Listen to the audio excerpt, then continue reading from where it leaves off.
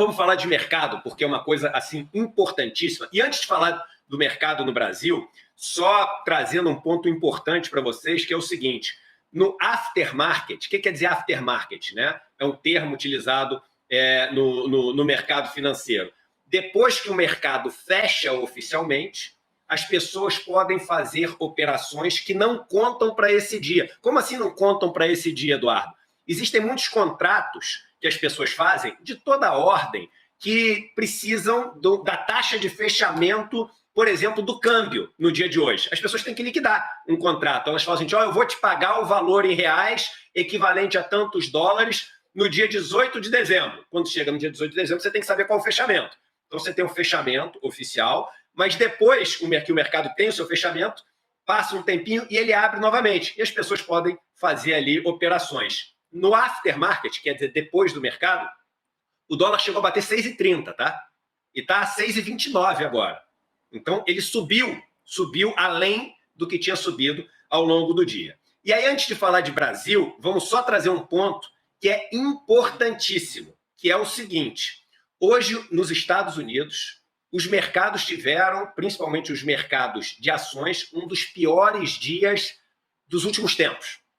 Só para vocês terem ideia, tá? O Dow Jones caiu hoje, que é o índice americano de ações, que representa as empresas mais tradicionais americanas. Ele caiu mais de 2,5%.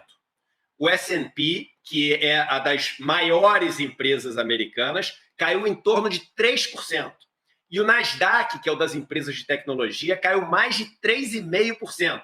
Mas eu vou dar um dado agora que eu acho que vai chocar vocês. Hoje foi o 10º dia consecutivo de queda do Dow Jones. Isso é a primeira vez que acontece em 50 anos. Tá? O mercado americano ele vem subindo muito mais do que o resto do mundo. As pessoas estavam falando que em alguma hora viria uma correção. E hoje a gente teve o 10º dia de queda consecutiva do Dow Jones. Não é a maior queda em 50 anos, mas é a queda mais duradoura, ou seja, 10 dias seguidos de queda. Então é a queda mais duradoura em 50 anos. Entrou uma manchete aí que isso. Então tá bom. O pessoal já botou umas 3 vezes essa manchete para mostrar. Realmente está todo mundo impressionado com esse 69% aí. Mas aí voltando para a história aqui do mercado. Por que o mercado americano caiu tanto hoje? E aí a gente vai relacionar um pouco com essa questão do dólar aqui no Brasil. Hoje teve reunião do Fed americano, como se fosse a gente vê reunião do Copom aqui no Brasil. Sim. Teve uma reunião do Fed nos Estados Unidos para decidir a taxa de juros nos Estados Unidos. E ela caiu 0,25%. Era o esperado, mas duas coisas aconteceram que não era esperado.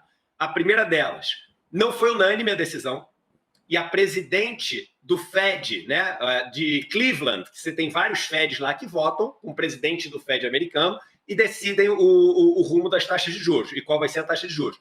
A presidente do Fed de Cleveland, ela falou o seguinte: por mim não caía nada. Ela votou para não cair nada.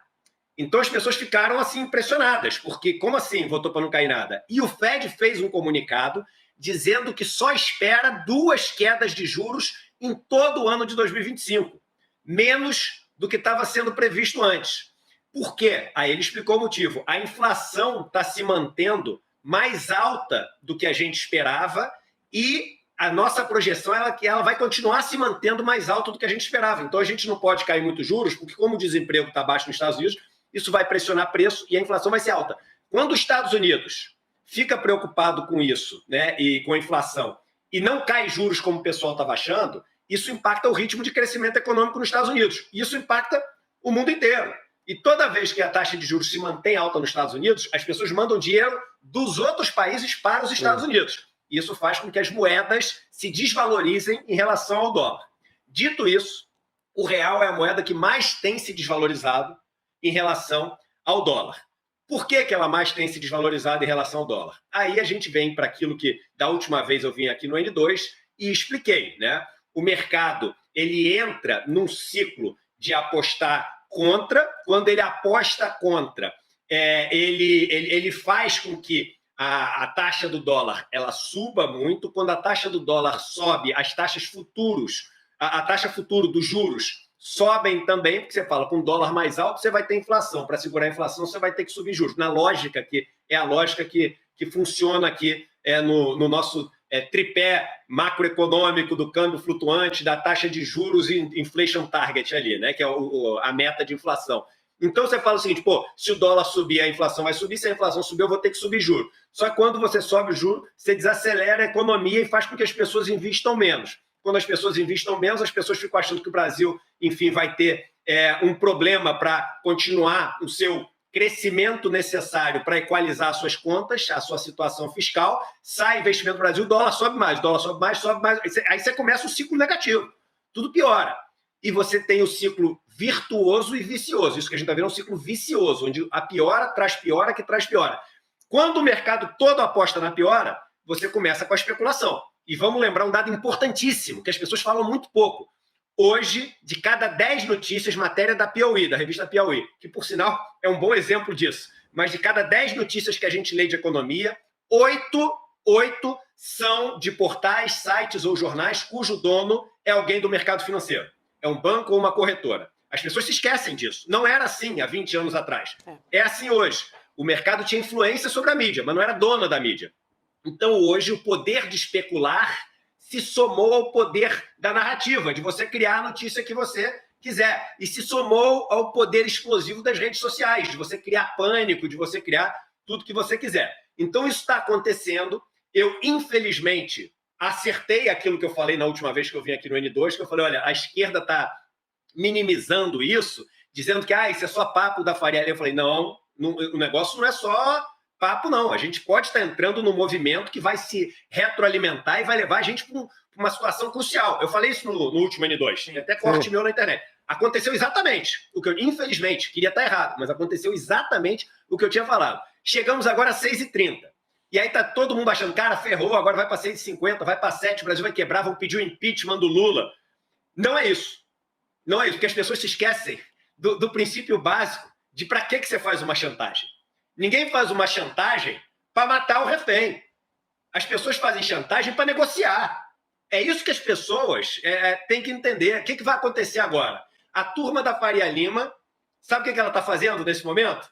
Ela está olhando para o telefone, esperando o telefone tocar. Com a faca aqui encostada no pescoço do... Ela sabe o seguinte, cara, porque chegou num ponto que o governo falou, ferrou, porque com dólar a 6,50 não tem como, a inflação vai lamber, a inflação vai subir. Com a inflação lambendo, a opinião pública vai se voltar contra o governo vai perder popularidade. Não tem como, se os preços começam a subir muito, as notícias ficam todas ruins, o governo perde popularidade. Se o governo perde popularidade, o mercado fica todo ruim, etc., só para até falar uma coisa, só para deixar registrado, no dia 18 de dezembro aqui, junto com isso tem outro plano acontecendo, que estão começando a criar uma narrativa que o Milei fez deu certo na Argentina, que é uma mentira. As pessoas estão vendo uma pobreza enorme, estão sem emprego. O Milei, a dívida, a maneira que ele fez para comer dívida foi com inflação no lombo da classe média e do pobre argentino, que não consegue tirar dinheiro e ter outro país, mas estão criando uma narrativa ao mesmo tempo que o que ele fez lá está dando certo. Daqui a pouco essas duas histórias vão se unir, tá? As duas histórias do que eles estão criando de história no Brasil com o que estão criando de história na Argentina, as duas coisas vão se unir. Pode escrever o que eu estou falando.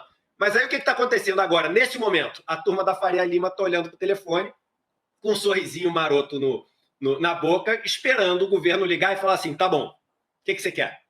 Vai, preciso da tua ajuda, me diz aí o que você quer. E é isso que vai acontecer. E o que eles querem, Edu? Eu tenho uma dúvida. Privatização? É mais privatização? O que é? Mais eles querem corte? tudo que a gente já sabe, cara. Eles querem corte, eles querem privatização, eles querem que quando, enfim, as coisas forem decididas agora, eles deem a benção deles para ser feito do jeito deles. Eles querem isenção, quer que não suba em momento algum o imposto sobre os donos dos bancos e sobre os bancos. Eles querem que ninguém mexa com empresas que vá atrapalhar as empresas que eles são sócios e são donos. Eles querem tudo que eles sempre quiseram. Mas agora, o que acontece? Rodrigo, Chico, etc. Tem placas tectônicas se movendo no Congresso, estão decidindo qual que é o imposto disso, qual que é o imposto daquilo, se vai cortar isso, se não vai cortar aquilo. E aí eles estão falando o seguinte, olha só, já que vocês estão decidindo isso tudo, vocês estão precisando de ajuda. Eu posso ajudar. Liga para mim. Aí no começo, qualquer governo, eu não vou ligar nada, né? Eu vou peitar, eu sou grande, eu sou o governo. Chega numa hora, como a lógica, e eu falei isso da última vez que eu estive aqui, a lógica é feita na dependência do mercado, independente de qualquer coisa. A gente é dependente do mercado, por isso até que eu contei a história da caderneta de poupança e de outras coisas para a gente se desvencilhar disso. Mas hoje é a lógica do mercado financeiro. O mercado vai ligar. O governo vai ligar para o mercado. Eu não tenho a menor dúvida. Porque todos ligam. E aí vai ligar, o mercado vai dar as condições. E aí o mercado vai melhorar. E sabe por que o mercado vai melhorar? Porque para o mercado é ruim também piorar sem limite. Porque quando piora sem limite, aí você começa com chute na canela. Porque o governo pode dar chute na canela. O governo pode chegar e falar assim, eu vou fazer um controle de divisa agora. Então eu vou fazer o seguinte, não pode mandar dólar para fora. Eu vou começar, aí começa a botar, para quem mandar o dólar para fora vai ter uma taxa gigantesca. Aí começa a fazer a heterodoxia, que é o que a turma morre de medo, porque aí pode pegar no bolso deles, pode engessar dinheiro deles, pode congelar dinheiro deles. Não falando do mercado, não é congelar poupança, não é nada disso. É mexer com o dinheiro grande da turma, que eles não querem também. Eles sabem que se vai no limite, não resta alternativa para um governo. Nenhum governo quer fazer isso. Você perde investimento de fora, você perde um monte de coisa. Mas quando você chega no limite do limite do limite, isso é feito. É só olhar a história, que foi feito várias vezes. Então está naquele ponto que o mercado está assim, esticamos o suficiente para o cara negociar, o cara precisa que a gente ajude ele, porque senão ele vai agora entrar no momento de perder popularidade que ele também não quer, e a gente não quer que o cara chute na canela, e pô, a gente já ganhou o dinheiro que tinha que ganhar, já deu o nosso recado, agora a gente consegue o que a gente precisa e o mercado volta à normalidade. Vai voltar para 5,50? Não vai, não vai. Mas a minha aposta é que não vai sair piorando para sempre, porque a qualquer momento o telefone da Faria Lima ele vai ligar e a gente não vai nem ficar sabendo que isso aconteceu. Mas vai ter o combinado para os dois lados saírem vivos da história. O mercado 10 vezes melhor, porque ganhou dinheiro nessa piora toda, mas para os dois lados saírem vivos dessa história, vai ter em algum momento aí esse combinado, esse acordo de cavalheiros. O que me ocorre na metáfora do Edu, da chantagem, e eu fico pensando naquela cena de alguém que sequestra e coloca a arma na cabeça do outro, é que às vezes dá errado. Às vezes, quem está sequestrando acaba executado ou executa a vítima, né? Então, às vezes pode dar errado, né, Edu? Assim, com certeza. Um dos dois lados... Isso que eu estou te falando é cheio de risco. É cheio de risco. Pode dar tudo. O dólar, é claro que o dólar pode ir para 7. Uhum. É claro que a inflação pode, a partir de agora, lamber geral. O governo pode perder popularidade, o mercado pode perder dinheiro, pode começar a ter heterodoxia, controle de... Pode ter um monte de coisa. Mas eu só estou falando assim, não é feito para isso. O sequestro não é feito para o cara ir preso e matar o refém. Tem um motivo, né? Sim. Então a turma lá, ela está ali esperando o telefone tocar para conseguir o que ela queria. Que é o valor do sequestro. Assim como no Congresso é o valor das emendas, Rodrigo. Não tá fácil, não tá fácil. Edu, obrigada por hoje. Foi importante aqui para a gente conseguir colocar uma lupa no que está acontecendo. Importantíssimo. Valeu, Edu. Valeu, então, gente. Um Valeu. abraço aí para vocês.